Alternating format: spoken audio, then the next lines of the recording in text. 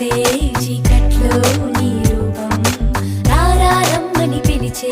అది ఏంటో చిత్రమే ఇది వరకెన్నడు లేదే నాకంటూ ఒక గమ్యం